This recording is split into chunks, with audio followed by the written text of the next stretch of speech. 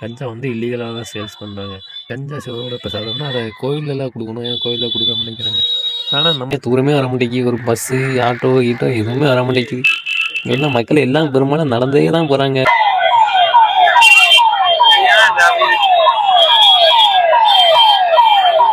நம்ம காசியை 2 பகுதியாக பிரிக்கலாம். ஒன்று கங்கைக்கு இந்த பக்கம், இன்னொன்று கங்கைக்கு அந்த பக்கங்க.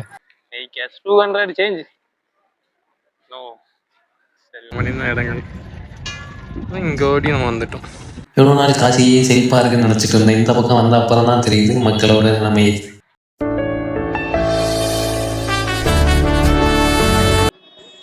ஐ லவ் வாரணாசி.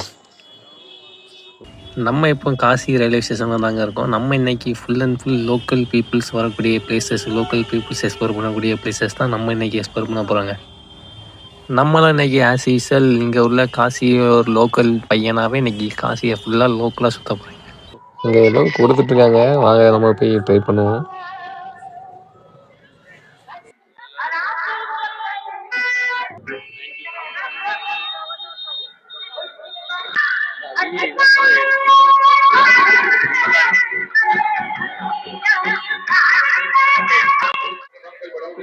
அட இங்கோட ஏதோ கொடுத்துட்ருக்காங்க. இங்கே வாங்கணும்னா நமக்கு யாருமே வயிறு ஹவுஸ்ஃபுல்லாக தான் இருக்குது. சரி வாங்கிடுவோமா, நம்மளும் இங்கேயும் ஒரு பிளேட் வாங்கி டேஸ்ட் பண்ணுவோம்.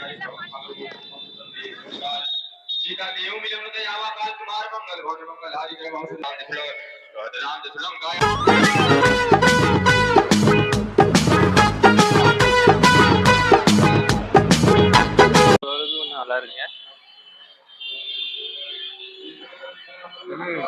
தனி கேசரி வேற லெவல்ல இருக்கு.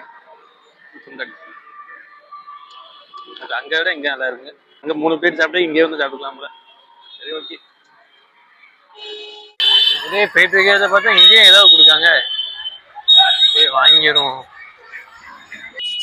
நம்மலாம் பெருசாக படங்கள் அந்த மாதிரிலாம் பார்க்குறது வந்து காசியில் அந்த கங்கை கரைகளில் உள்ள அந்த ஏரியாக்கங்க. இது வந்து அதுக்கும் உள்ள ஏரியாக்குங்க. கங்கை கரைக்கு போகக்கூடிய வழிகளில் உள்ள ஏரியாக்குங்க. இங்கே உள்ள மக்கள் இங்கே காசியில் ஏகப்பட்ட போவர்ட்டி ரேட்டுமே இருக்குதுங்க. அதெல்லாம் நம்ம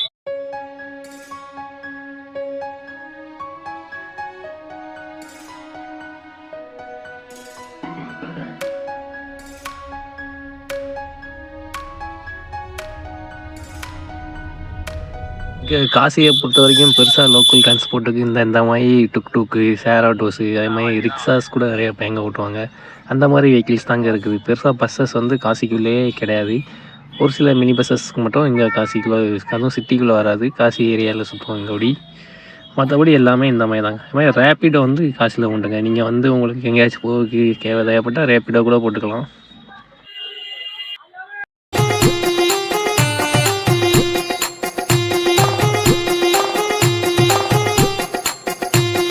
நம்ம சோட்டு பாய்ஸ் விளாட கிளம்பிட்டாங்க, கிரிக்கெட் விளாட.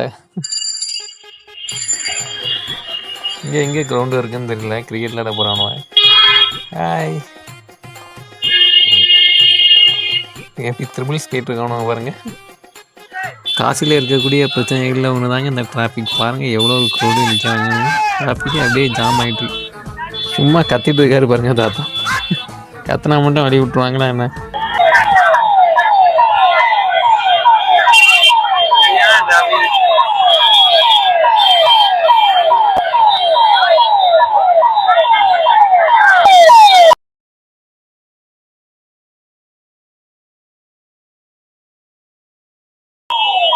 போலீஸ்லாம் நிற்கிறாங்க, ஆனால் நின்று வேடிக்கை தான் பார்க்குறாங்க. யாரும் போய் கிளியர் பண்ண முடியாங்க. பாருங்கள் எவ்வளோ நேரமாக டிராஃபிக் இருக்குன்னு போலீஸ்காரங்க பார்த்துட்டே இருக்காங்க, போய் கிளியரே பண்ண மாட்டேங்கிறாங்க. அவங்களாம் கிளியர் ஆகி போனால் தான் உண்டு. அவ்வளோதான், ஒவ்வொருத்தரும் கேப்பாத்து வந்து வந்துட்டுருக்காங்க. நம்ம எப்படியே வெளியே வந்து சேர்ந்தாச்சு. Side by.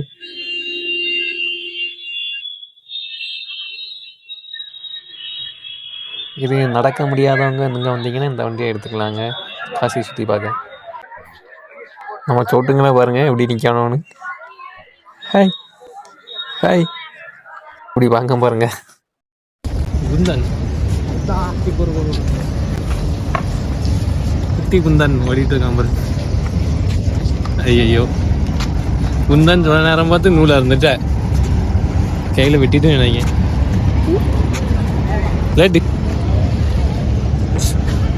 ரத்தம்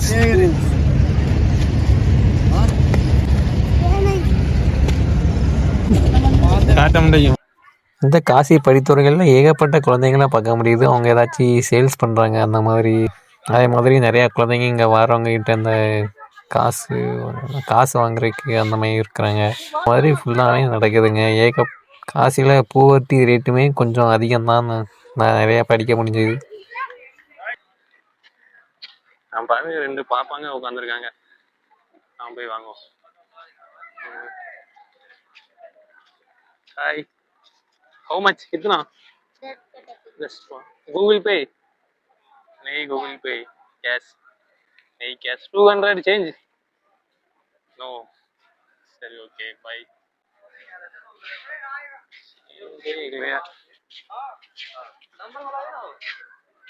சேஞ்ச் இல்ல அந்த பாப்பா கிட்ட अरे यार यार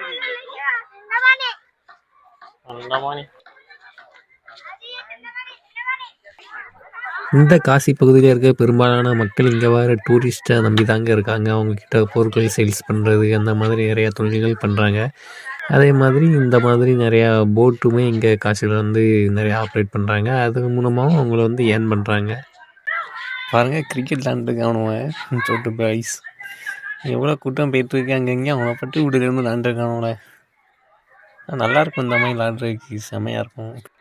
நம்ம காசியை 2 பகுதியாக பிரிக்கலாம். ஒன்று கங்கைக்கு இந்த பக்கம், இன்னொன்று கங்கைக்கு அந்த பக்கங்க. பெரும்பாலும் நம்ம டூரிஸ்ட் மக்கள் எல்லாருமே கங்கைக்கு இந்த பக்கம் நம்ம நிற்கிற இந்த மேற்கு பக்கத்தில் தான் வந்து எக்ஸ்ப்ளோர் பண்ணுறாங்க. இங்கே தான் படித்துறைகள்லாம் இருக்குது. ஆனால் கங்கைக்கு மறுக்கிற பக்கம் யாரும் போகலங்க. அதே மாதிரி இன்னும் நம்ம காசியில் சமூக பொருளாதார பாகுபாடுகள் நிறையாவே இருக்குங்க. இங்கோடி உள்ளவங்க ஓரளவுக்கு பொருளாதாரத்தில் முன்னேறியும் அங்கோடி உள்ளவங்க நிறையா பொருளாதாரத்தில் பின்தங்கியுமே இருக்கிறதாலாம் இருக்குது. நம்ம இப்போ கங்கைக்கு இந்த பக்கத்தில் இருந்து அந்த பக்கம் போகிறோங்க. வெறும் கரையை மட்டும் மாறவே கிடையாது, மொத்தமாக அந்த அட்மாஸ்பியரே அங்கே உள்ள லோக்கல் பீப்புள்ஸே நம்ம மாறி எக்ஸ்ப்ளோர் பண்ண போகிறாங்க. அதாவது தெரியுது பார்த்தீங்களா பாலம், அந்த பாலத்தோடையாக தான் நம்ம இங்கேருந்து இப்போ போக போகிறோம். இது இங்கே உள்ள ஏதோ ஒரு லோக்கல் டெம்பிள் நினைக்கிறேங்க. இங்கேயே நிறையா மக்கள் கூட்டமாக வந்துட்டுருக்காங்க. இது ஏதோ ஃபேமஸான ஏரியா போலங்க, நிறையா மக்கள் வராங்க. அங்கே ஏதோ மார்க்கெட் எதுவும் இருக்குன்னு நினைக்கிறேன். நம்ம போய் எக்ஸ்ப்ளோர் பண்ணலாம். ஏன்னா இருந்தால் நம்ம வாங்கி வச்சுப்போம். காசினாலே பொதுவாக நம்ம ஏரியாவில் இங்கே வந்து கஞ்சா அலவுடு, கஞ்சா தான் இங்கே ஃபேமஸ்ஸு, அது சிவனோட பிரசாதம் அப்படின்னு இப்படின்லாம் நிறைய பேர் பேசுகிறாங்க இங்கே.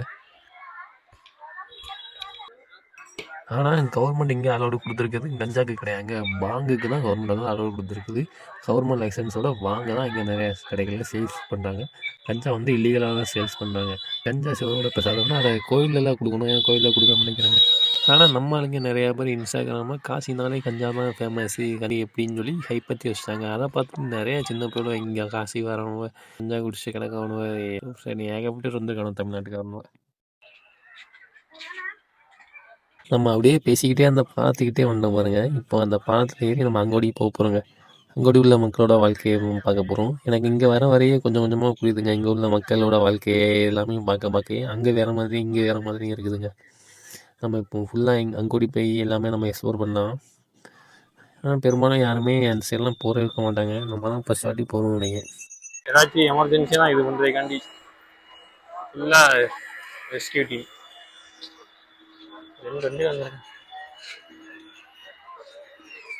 இருக்காங்க. ஃபுல்லாக அந்த கங்கை ஆற்றுல அந்தந்த காட்டில் நீ அவங்கள நிப்பாட்டுவாங்கன்னு நினைக்கிறேன். ஏதாச்சும் எமர்ஜென்சினா அங்கோடி வழி தடை பண்ணிட்டாங்க. ஏன்னா நம்ம இப்படி சுற்றி அங்கோடி போனோமா, எதுக்கு ஏதோ செலிப்ரேஷன் நினைக்கிறாங்க, அதனால பேன் பண்ணி வச்சிருக்காங்க. கதவு இருக்கு, ஆனால் கதவை திறந்து பாப்பாவளம் இவ்வளோடியா வந்துட்டாங்க. அவன் கூட்டி போயிடும்.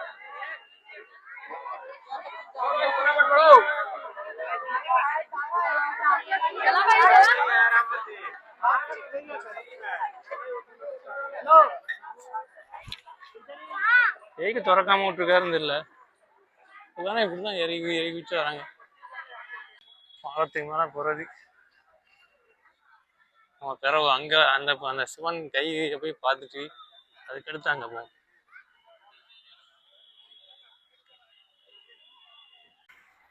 அவ்வளவுதான்.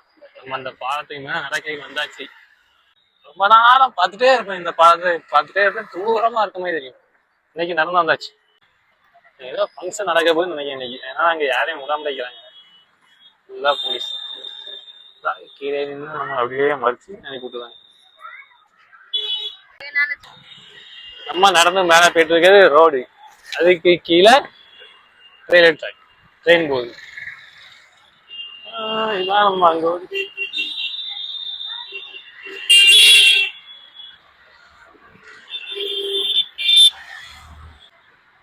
இல்ல பாருங்க காசிய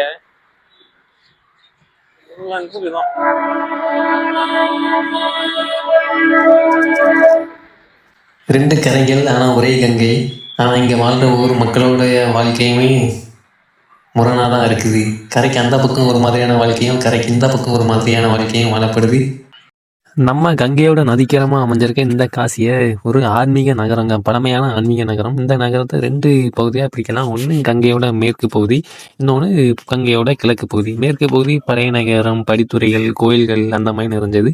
கிழக்கு பகுதி பாமர மக்கள், விவசாய தொழில் அந்த மாதிரி பண்ணுறவங்க இருக்கக்கூடிய இடங்கள். மேற்கு பகுதியில் வாழ்கிற மக்கள் பெரும்பாலும் பாரம்பரிய தொழிலான பட்டு நெய்கிறது, கோயில் பூஜை, அது மாதிரி சுற்றுலா தொடர்பான இது வியாபாரங்கள், படகு ஓட்டுறது அந்த மாதிரி தொழில்கள் பண்ணுறாங்க. சில சாதிகள் தான் அதிகமாக பண்ணுறாங்க. ஆனால் கிழக்கு பகுதியில் வாழ்கிற மக்கள் ஏழையான மக்கள், பெரும்பாலும் குடியிருப்புகள், ஏழை குடியிருப்புகள், ஸ்லம்முகள், குடிசைகள் அந்த மாதிரி தான் பெரும்பாலும் இந்த மக்கள் வாழ்கிறாங்க. சில பேர் வீடு இல்லாமல் இங்கே இருக்கிற கோயில்களில், கங்கை கரையோரங்களில் உள்ள படித்துறைகளில் தான் வாழ்கிறாங்க. கடினமான வேலைகள், ஊர்வலம், சவ ஊர்வலத்தில் அவங்கள சுமந்து செல்றது, உள்ள அந்த இறந்தவங்களோட உடல்களை எரிக்கிறது, அந்த மாதிரி தொழில் வேலைகள் தான் அவங்க பண்ணுறாங்க. சாதி பாகுபாடு காரணமா ஏழ்மை நிறைந்த வாழ்க்கை, கல்வி குறைவு, வேலைவாய்ப்பு பற்றாக்குறை, அதே மாதிரி சமூக ஒதுக்கல், இந்த மாதிரி நிறையா சாதி அடிப்படையிலான பாகுபாடுகள் இந்த காசி நகருக்குள்ளே இருக்குது. ஏன் நம்ம தமிழ்நாட்டில் கூட இருக்குதுங்க, ஏன் நம்ம இந்தியாவில் ஃபுல்லாகவும் கூட இருக்குது. ஆனால் அதோட ரேசியோ அளவு எப்படிங்கிறத நம்ம பார்க்கணும். இதுக்கு முன்னே இருந்த நிலைமைக்கும் இப்போ இருக்க நிலைமைக்கும் எல்லா மாநிலங்களுமே படிப்படியாக முன்னேறிட்டு வந்தாலுமே உத்தரப்பிரதேசத்தில் சாதிய பாகுபாடுகள் ரொம்ப அதிகமாக இருக்குது, மற்ற மாநிலங்களை காட்டியும். இந்தியாவிலேயே சுற்றுலா பயணிகள் அதிகம் வரக்கூடிய மாநிலம் உத்தரப்பிரதேசம் தான். சுற்றுலா மூலமே ஆண்டுக்கு அதிகமான வருவாய் ஈட்டுறாங்க. ஆனாலுமே இங்கே உள்ள மக்கள் இன்னுமே பெரிய அளவில் டெவலப் ஆனாங்க. இந்தியாவோட ஏழ்மையான மாநிலங்களில் 4வது இடத்துல உத்தரப்பிரதேசம் இருக்குங்க.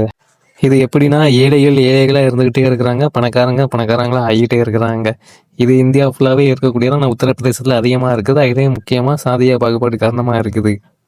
நம்ம ஆக்ரா போயிருந்தப்போ இதை வச்சு நம்ம பேசியிருப்போம். அதே நாள் காசியே செழிப்பாக இருக்குன்னு நினச்சிட்டு இருந்தேன். இந்த பக்கம் வந்த அப்புறம் தான் தெரியுது மக்களோட நிலைமை.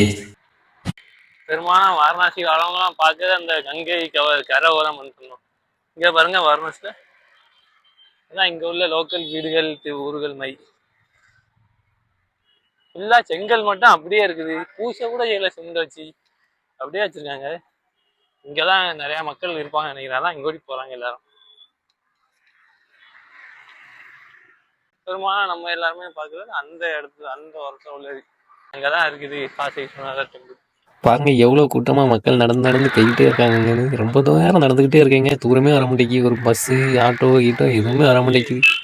எல்லாம் மக்கள் எல்லாம் பெரும்பாலும் நடந்தே தான் போகிறாங்க. இப்போ செம்ம டயர்டாயிட்டேன் காலையிலேருந்து நடந்து. ஆனால் ஏதாச்சும் ஒரு ஆட்டோ, பஸ் வரும்னு பார்க்க வரவே மாட்டேங்கிங்க. இங்கே நடந்து வர பையன்கிட்ட ஏதாவது கேட்டால் அவங்களுக்கு சுத்தமாக இங்கிலீஷ் தெரியல, நமக்கு சுத்தமாக ஹிந்தி தெரியல. So sad. இந்த கீழே ஒன்றா இங்கோடு தான் போகணும். இறங்கிடும். ஏதோ நெட்டுக்கு போகுது வழி. ஒரு பாப்பா வேற போகிறாங்க.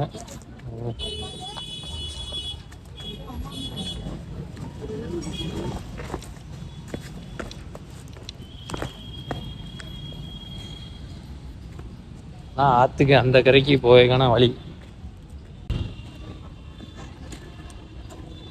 கீழோடி தான் வழி இருக்குது. எல்லாரும் போகிறாங்க, நம்ம கீழோடியே போவோம்.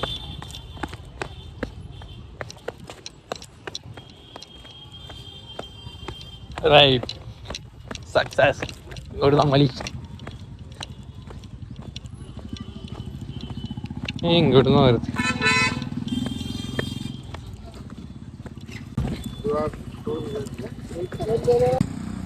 தண்ணி தாமா இருக்குது, தண்ணி இருக்குது, தண்ணி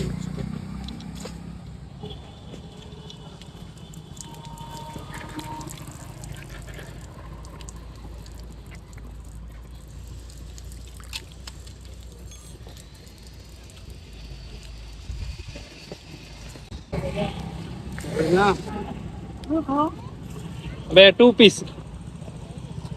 2 दो हाँ ले जाना है, हाँ ले जाना है। हाँ देगा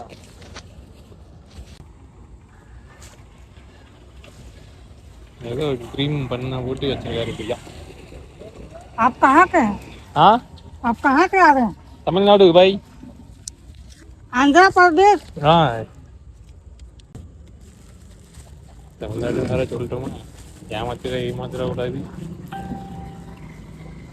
ஐயா சேஞ்ச் வாங்க எப்படியாரு கிடைக்கும் எப்படி சேஞ்ச் டேஸ்ட் நல்லா இருக்குமா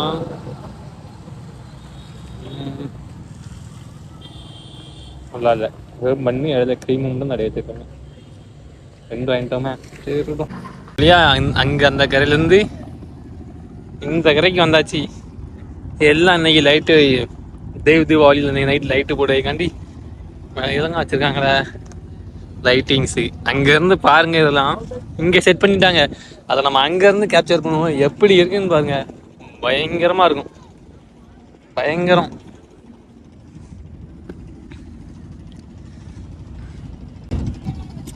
ஐயா விளக்கு திரியெல்லாம் வச்சுட்ருக்கோம் இங்கே ஏதோ ஒரு பெரிய ஃபெஸ்டிவல் மையே இருக்குதுப்பா பெரிய ஃபெஸ்டிவல் இல்லை சின்ன ஃபெஸ்டிவல் அங்கே ஓடி பாருங்க இதுதான் நம்ம நின்ன இடங்கள் இங்கே ஓடி நம்ம வந்துட்டோம்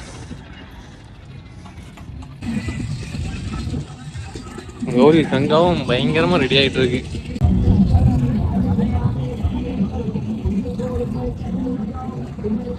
ஒரு வழியா அங்கேருந்து இந்த பக்கம் வந்தாச்சுங்க வேற லெவலில் இருக்குது இந்த பக்கமும் பயங்கரமாக ப்ரிப்பரேஷன்லாம் போயிட்டு இருக்கு இன்னைக்கு நைட்டு நீங்கள் பாருங்கள் நான் வீடியோ எடுத்து காட்டுறேன் பயங்கரமாக இருக்கும் காசி